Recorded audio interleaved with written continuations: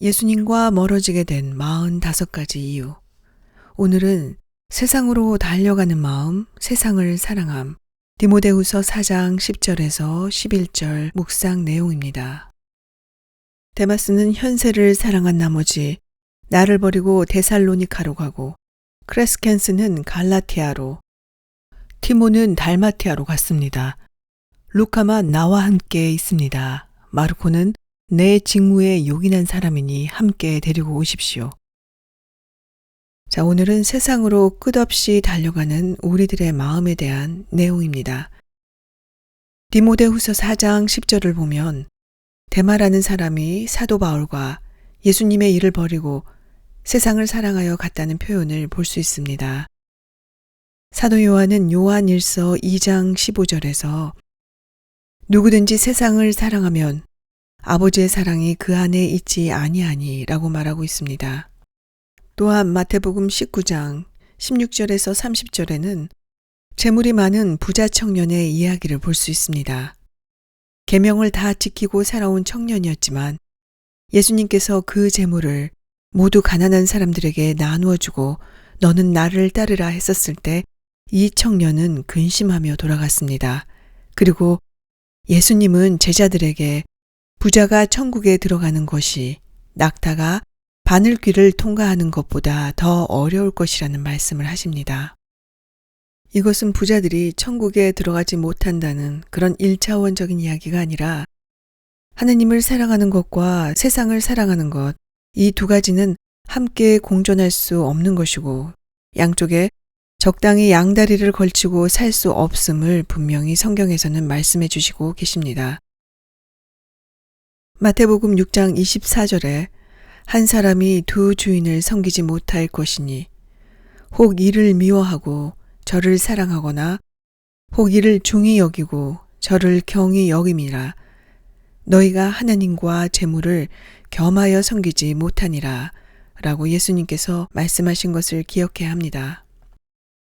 주님이 우리를 위하여 계획하시고 허락하신 삶의 그 의미를 모른 채 세상만을 위해 사는 삶은 정말 힘든 일입니다.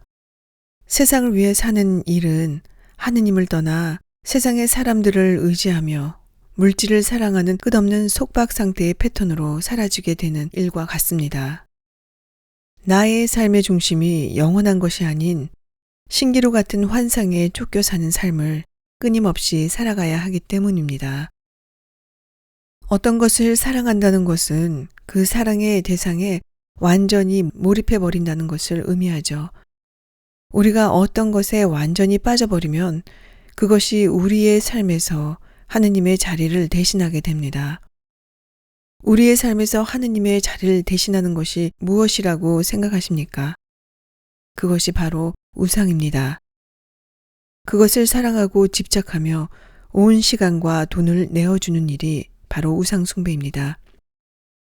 십계명에서도 나 외에 다른 신은 섬기지 말라고 하셨고 요한계시록 21장에서도 우상 숭배하는 자들은 불과 유황으로 타는 못에 던져지는 형벌을 받게 되는 것을 보게 됩니다. 우리의 우상이 될 수 있는 것들을 한번 살펴보세요. 당신의 삶에 하느님을 대신하고 있는 것들 말입니다. 직업과 가족, 명예, 명성, 부와 같은 것들이겠죠.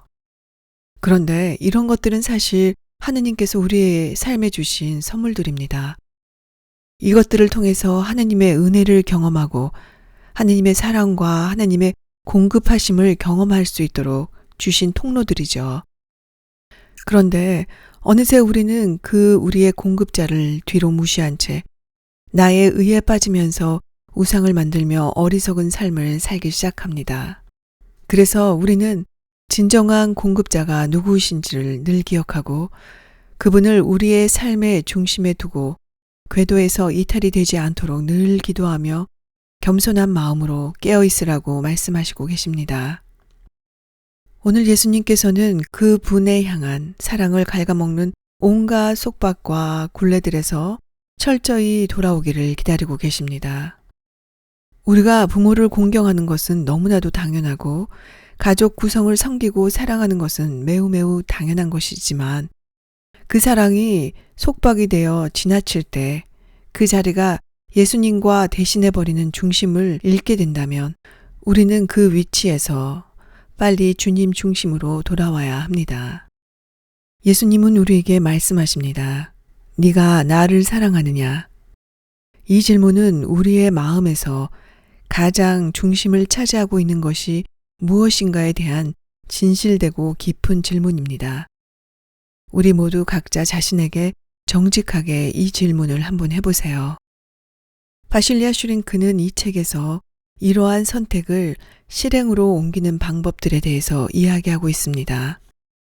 예를 들어 만약 소장하고 있는 어떤 미술품이 나의 마음을 뺏어갔다면, 그래서 계속되는 그 삶의 패턴에서 벗어나지 못하고 있을 때 우리는 과연 수집한 그 미술품들을 모두 다른 사람들에게 주어줄 수 있는 마음이 있을까요? 끝없는 물질주의의 생활을 유지하는 것이 나의 삶의 목표라고 한다면 그것들을 과감히 포기하고 복음의 기준에 따라서 살 수 있는지를 주님은 묻고 계십니다. 어떤 것이 내 마음을 지속적으로 지배하며 그래서 우리의 삶이 지치고 피폐해지는 굴레에서 빠져나오지 못하고 있다면 그물을 내려놓고 예수님을 따른 베드로의 그 마음을 성경에서는 보여주십니다. 예수님은 죄인들은 지극히 사랑하시지만 죄는 지극히 미워하시기 때문에 우리가 예수님처럼 죄를 미워하기를 간절히 원하시고 계시는 것입니다.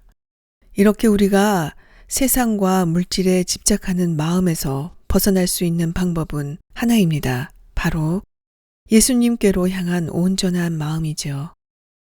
주님만을 바라보고 사는 삶은 우리가 집착하는 것으로부터 자연스럽게 벗어날 수 있게 하는 힘을 줍니다. 우리가 주님을 향한 우리의 사랑이 여전히 부족함을 느낄 때 우리가 여전히 세상과 양다리 걸침에서 오는 그 혼란임을 회개하고 다시 주님 앞에 무릎 꿇고 그분의 능력에 모든 것을 맡겨보세요.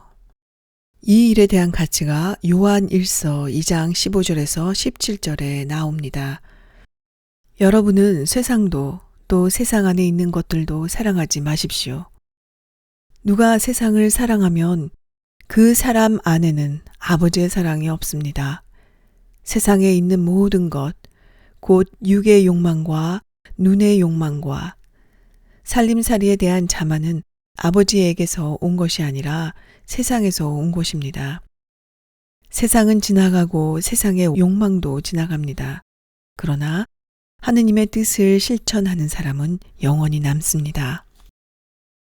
하느님의 뜻을 믿고 행하는 자, 예수님을 닮기를 원하는 사람들은 그분의 나라에 영원히 거하게 될 것이라는 말씀과 약속입니다.